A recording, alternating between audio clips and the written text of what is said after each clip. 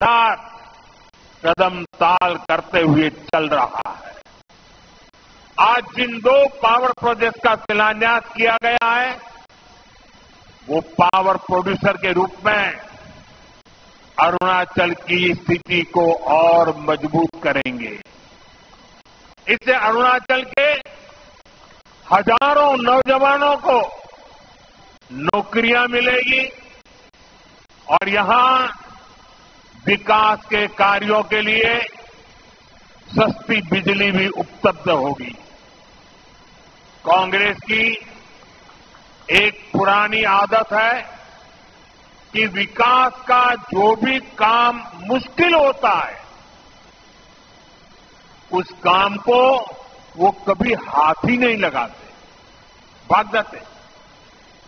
कांग्रेस की इस आदत का नॉर्थ ईस्ट को, अरुणाचल को भी बहुत नुकसान हुआ। जो मुश्किल इलाके होते थे, जो पहाड़ों में हो या जंगलों के बीच हो, जहां विकास के काम करना चुनौती होता था, उन क्षेत्रों को कांग्रेस पिछड़ा घोषित करके भूल जाती थी। इसमें देश के ट्राइबल इलाके, नॉर्थ ईस्ट के जिले सबसे अधिक थे। जो बॉर्डर से सटे गांव थे, उनको देश के लास्ट विलेज कहकर कांग्रेस अपना पल्ला झाड़ लेती थी और ऐसा करके कांग्रेस अपनी नाकामियों को छुपा ले जाती थी। यही कारण है कि आदिवासी क्षेत्रों से, बॉर्डर के एरिया से लोगों को निरंतर पलायन होता गया। साथियों, हमारी सरकार ने, बीजेपी ने इस अप्रोच को भी बदल दिया। जिनको कांग्रेस बैकवर्ड डिस्ट्रिक्ट कहती थी, हमने उनको एस्पिरेशनल डिस्ट्रिक्ट बनाया और वहां विकास को प्राथमिकता दी गई। बॉर्डर के जिन गांवों को कांग्रेस लास्ट विलेज कहती थी, उनको हमने देश के फर्स्ट विलेज माना। इसके अच्छे परिणाम आज हम देख रहे हैं। आज बॉर्डर के गांवों में विकास की नई रफ्तार देखी जा रही है। वाइब्रेंट विलेज प्रोग्राम की सफलता ने लोगों का जीवन आसान बनाया है। अरुणाचल प्रदेश के भी 450 से अधिक ऐसे बॉर्डर विलेजेज में तेजी आई है।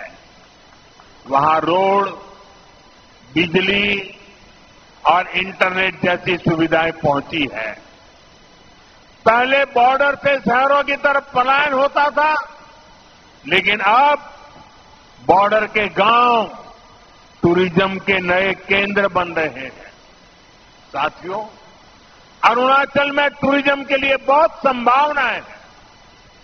जैसे जैसे कनेक्टिविटी नए नए इलाकों को जोड़ रही है, वैसे वैसे यहां टूरिज्म बढ़ रहा है। मुझे खुशी है कि बीते दशक में यहां टूरिस्ट की संख्या में 2 गुनी वृद्धि हुई है। लेकिन अरुणाचल का सामर्थ्य नेचर और कल्चर से जुड़े टूरिज्म से भी कहीं ज्यादा है। आजकल दुनिया में कॉन्फ्रेंस और कंसर्ट टूरिज्म की भी बहुत बाढ़ आ रही है, बहुत बढ़ रहा है। इसलिए तवांग में बनने जा रहा आधुनिक कन्वेंशन सेंटर अरुणाचल के टूरिज्म में एक नया आयाम जोड़ेगा। अरुणाचल को भारत सरकार के वाइब्रेंट विलेज अभियान से भी बहुत मदद मिलेगी। ये अभियान हमारे बॉर्डर किनारे बसे गांवों के लिए मील का पत्थर साबित हो रहा है। साथियों, आज अरुणाचल में तेजी से विकास इसलिए दिख रहा है क्योंकि दिल्ली और ईटानगर दोनों जगह बीजेपी सरकार है। केंद्र और राज्य दोनों की ऊर्जा विकास में लग रही है। अब जैसे यहां कैंसर इंस्टीट्यूट का काम शुरू हुआ है, यहां मेडिकल कॉलेज बन रहे हैं, आयुष्मान स्कीम से यहां अनेक साथियों को मुफ्त इलाज मिल रहा है। ये केंद्र और राज्य के डबल इंजन से संभव हो पा रहा है। साथियों, डबल इंजन सरकार के प्रयासों से ही अरुणाचल अब कृषि और बागवानी में आगे बढ़ रहा है।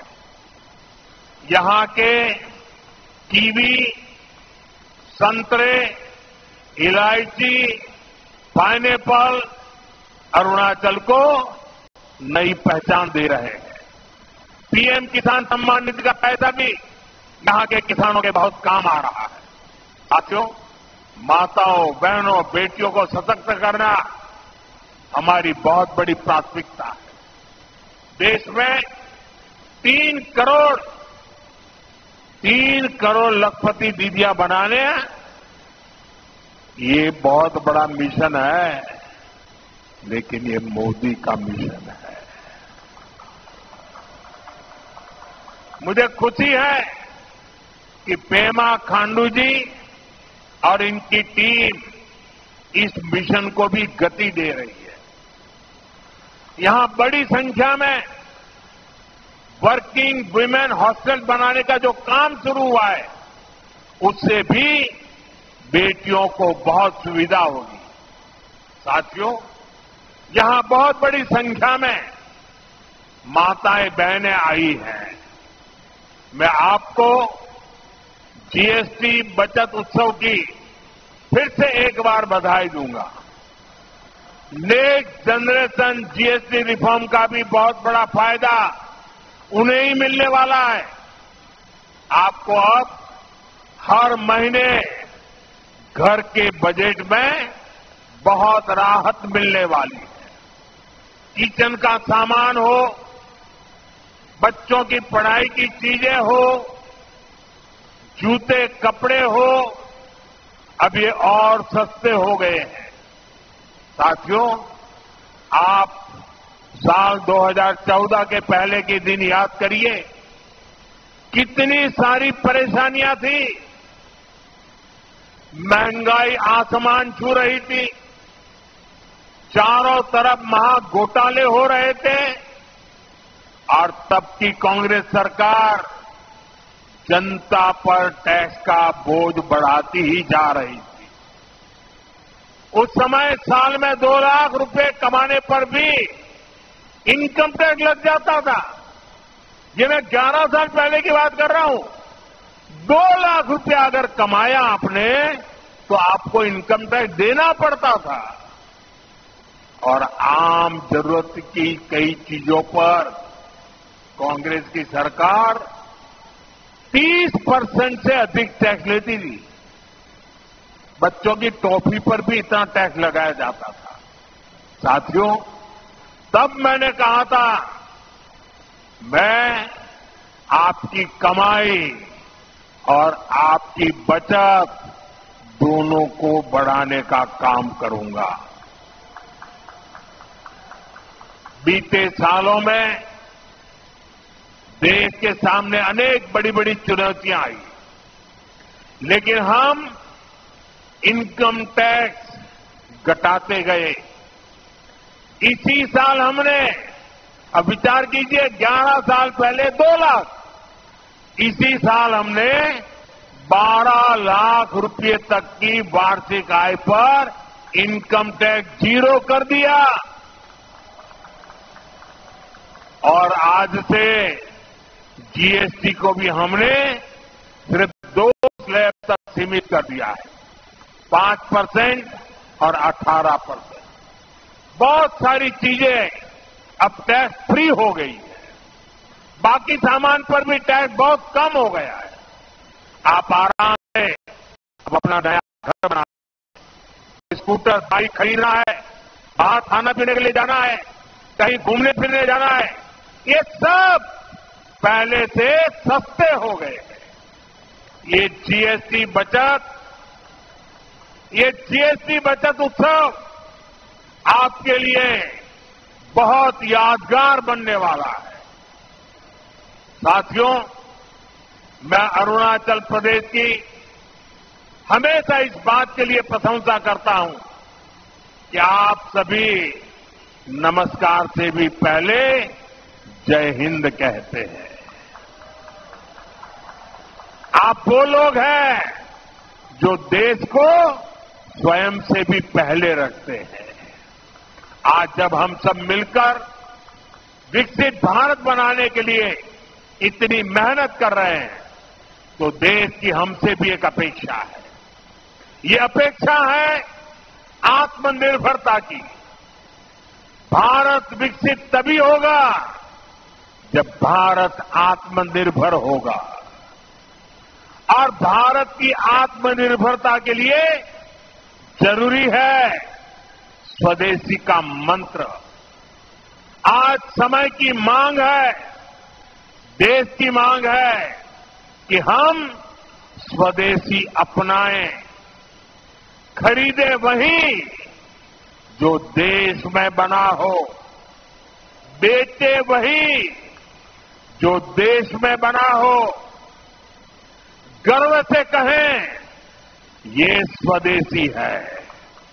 मेरे साथ बोलेंगे? आप लोग मेरे साथ बोलेंगे?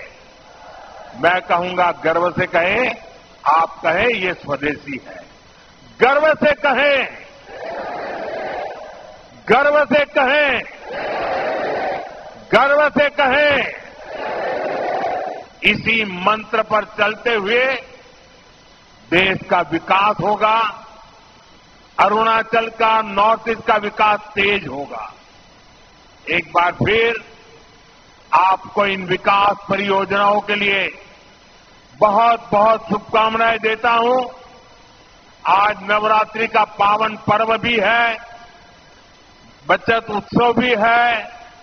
तो इस उत्सव में शरीक होने के लिए मेरी एक रिक्वेस्ट है आपको, अपना मोबाइल फोन बाहर निकालिए और मोबाइल फोन का फ्लैश लाइट चालू कीजिए। सब अपने मोबाइल की फ्लैश लाइट चालू करें। सबके मोबाइल की फ्लैश लाइट चालू करिए और हाथ ऊपर कीजिए सबका। सब अपने मोबाइल की फ्लैश लाइट। ये बचत उत्सव का नजारा है, ये बचत उत्सव की ताकत है। ये नवरात्रि का प्रथम दिन है। देखिए, प्रकाश ही प्रकाश है, और अरुणाचल का प्रकाश पूरे देश में फैल जाता है। देखिए, चारों तरफ नजारा देखिए, चारों तरफ नजारा देखिए, रोशनी ही रोशनी, चमकते तारों की तरह। मेरी आप सबको बहुत बहुत शुभकामनाएं, बहुत बहुत धन्यवाद।